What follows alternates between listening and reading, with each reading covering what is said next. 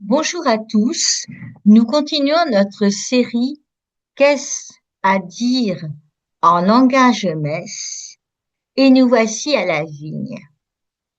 De même que avant de parler du pain, nous avons parlé du blé, de même avant de parler du vin, nous parlons de la vigne. C'est extrêmement important de voir d'où ça vient. La voilà, cette vigne. Les images, les textes bibliques sur la vigne sont légion.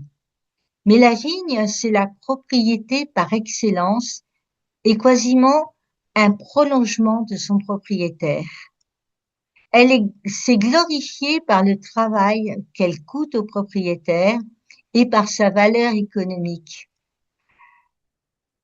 Dans le livre du Cantique des Cantiques, elle est le symbole de la bien-aimée elle-même. La sagesse est une vigne qui occupe la place de l'arbre de vie au cœur de la terre promise. La sagesse, nourriture, mais ceux qui la mangent et la boivent auront encore faim et soif, et nous verrons ce qui nous attend avec la vigne. Première tâche du vigneron, on a, comme pour le blé, le choix du terrain. Il faut que ce soit un site qui soit drainé, exposé au soleil, à l'abri des vents froids et humides. Et le vigneron, il est attaché à la terre et à sa vigne. Elle devient sa patrie. Au livre d'Isaïe, Isaïe 5, on entend que Dieu utilise l'image de la vigne pour signifier combien il est attaché à son peuple enraciné dans la terre promise. On peut prendre des racines quand devient vigne. La vigne du Seigneur est son bien le plus précieux, sa bénédiction. Et un vigneron sérieux, il doit protéger sa vigne contre les animaux, les accidents climatiques, et à l'époque des vengeances, contre les voleurs. Et les Hébreux construisent une tour de garde. La vigne a besoin de toute la création, de toute l'œuvre de Dieu pour porter ses fruits. Et vous avez vu combien un cep de vigne est quelque chose de magnifique, complètement torturé et tout. Mais qu'est-ce que c'est beau. Eh bien, nous aussi, on est peut-être torturés. Nous aussi, on est peut-être noueux, anguleux. Nous aussi, on va peut-être malgré, avec ça, tel que nous sommes, nous allons peut-être porter du fruit.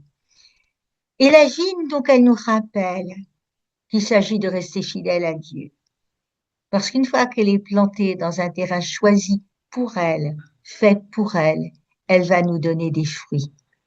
La vigne, la bien-aimée, l'épouse, qui va donner son fruit. Et de ce fruit se feront des choses extraordinaires. Vigne toute torturée, toute anguleuse et en même temps tellement merveilleuse, puisqu'elle va porter le raisin, puisqu'elle est la bien-aimée, l'épouse.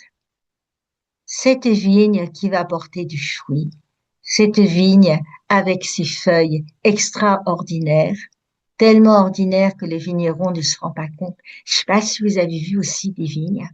Quand on circule en France, oui, eh bien, les vignobles sont tous différents. Ils ont, dans le Bordelais, ils sont hauts. On a l'impression qu'on vit sur des échasses. Plus au sud, ils sont tout petits, tout bas, et on pense tout de suite autour de Rhin de ceux qui vont vendanger. Et ailleurs, ce sera une autre forme de cépage. Et puis, on les voit sur les coteaux, sur ceci, sur cela. Et tous différents, tous vignes, tous là. La vigne. La vigne qui nous invite à rester fidèles à Dieu. Voilà ce que je voulais vous donner aujourd'hui dans les langages de la messe. Que nous dit la vigne? Elle nous dit, voici la bien-aimée, l'épouse. Merci pour votre attention.